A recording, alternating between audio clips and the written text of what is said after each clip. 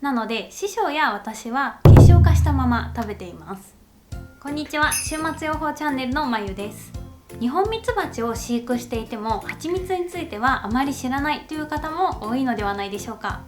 しばらく置いておいたら白く固まるのはなんで？蜂蜜の表面に泡が浮くけど大丈夫？など自家製の蜂蜜を取るまでは思いもしなかったいろいろな疑問が湧いてくると思います。今回はニホンミツバチ飼育歴20年の週末予報が蜂蜜のよくある質問にお答えしますので、ぜひ最後まで見ていってください。それではスタート。蜂蜜の色が違うのはなぜですか？採取した蜂蜜を並べてみると微妙に色の濃さが違うことがあります。なぜ色の濃さに違いがあるのでしょうか？実は蜂蜜の色はミツバチが集めてくる花の種類によって決まります。色だけではなくて風味も花の種類によって変わってきます。一言で蜂蜜といっても花の種類で色も風味も違うんです。薄い色の蜂蜜にはレンゲ、アカシア、クローバー、みかんなどがあり、すっきりとした味わいが特徴です。一方で濃い色の蜂蜜には栗やそばなどの蜂蜜が有名です。とても濃い色で癖のある味わいですが、ミネラルが多く含まれています。ニホンミツバチから取れる蜂蜜には巣箱の周囲に咲くさまざまな種類の花の蜜が混ざっていますが、どの花が多く含まれるかで蜂蜜の色と味が決まってきます。季節によって咲く花が違うため、蜂蜜の採取の時期によっても蜂蜜の色が変わってきます。春先には薄い色で、秋には比較的濃い色になります。ニホンミツバチがどのような花から蜜を集めたかによって蜂蜜の色が変わるというのはとても神秘的で面白いですね。週末予報チャンネル。蜂蜜が白く固まってしまうのはなぜですか？寒くなってくるとニホンミツバチの蜂蜜が白く固まることがあります。この現象を結晶化と言います。結晶化しても蜂蜜自体に何か問題があるわけではないので安心してください。蜂蜜の結晶化は主に秋から冬にかけて発生します。気温が下がって蜂蜜に含まれる主成分であるブドウ糖が水分に溶けきれなくなって結晶になります。結晶化した蜂蜜を食べても大丈夫ですかと聞かれることがありますが、食べても全く問題はありません。結晶といっても氷のようなカチカチのものではなく、少し柔らかいのでスプーンでもすくうことができます。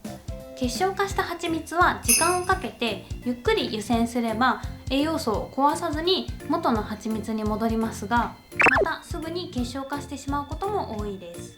なので師匠や私は結晶化したまま食べています。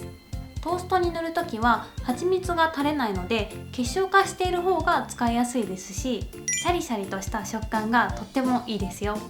飲み物に溶かすときも結晶はすぐに溶けます。ニホンミツバチの蜂蜜は基本的に結晶化するので、結晶化しても困らないようにスプーンがそこまで届く口が広い瓶に保存するようにしてください。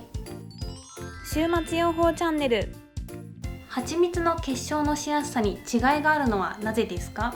自家製のニホンミツバチの蜂蜜の中でも全体が結晶になるものと一部だけ結晶になるものなど違いがあります。これは蜂蜜の成分が違うからです。蜂蜜の糖分は主にブドウ糖と果糖ですが、このうちブドウ糖が多い蜂蜜が結晶化しやすいです。ミツバチが集めた花の種類によってブドウ糖と果糖の割合が違ってきます。例えばアカシアは結晶しにくく、菜の花の蜂蜜は結晶しやすいです。ニホンミツバチの蜂蜜の場合はいろいろな花の蜜が混ざっているので、どのような花にミツバチが訪れたかで結晶のしやすさが変わってきます。それから蜂蜜に含まれる水分も微妙に違ってくるので、その影響もあるかと思います。ちなみにスーパーで売られている蜂蜜はあまり結晶化しませんが、結晶化しないために加工されているものが多いです。週末予報チャンネル。蜂蜜から泡が出てきました。なぜですか？蜂蜜から泡が出てくる理由は蜂蜜が発酵しているからです。発酵というのは蜂蜜に含まれる糖分がアルコールになるアルコール発酵です。この時二酸化炭素も発生するので蜂蜜から泡が出てきます。アルコールの量はごくわずかで人体への悪影響はないため、発酵した蜂蜜を食べても問題ありません。少しだけ風味が変わりますが、発酵した蜂蜜を好んで食べる方も多いようです。ただ、発酵によって発生した二酸化炭素が瓶内部の圧力を上昇させて液漏れを引き起こす恐れがあるので、長期保存や販売には問題があります。ニホンミツバチは西洋ミツバチよりも蜂蜜の糖度が低いようで、発酵することが多いです。また、自家製蜂蜜には加熱処理をしないので、発酵菌が生きたまま蜂蜜に入っていることも理由の一つです。蜂蜜の発酵は蜂蜜の糖度を上げることで簡単に防ぐことができます。この方法についてはまた別の動画で紹介したいと思います。はい、最後までご視聴ありがとうございました。このチャンネルではニホンミツバチに関することや飼育の情報を発信しています。この動画がもし面白かったらチャンネル登録や高評価、それからコメントの方もぜひよろしくお願いします。それではまたお会いしましょう。さようなら。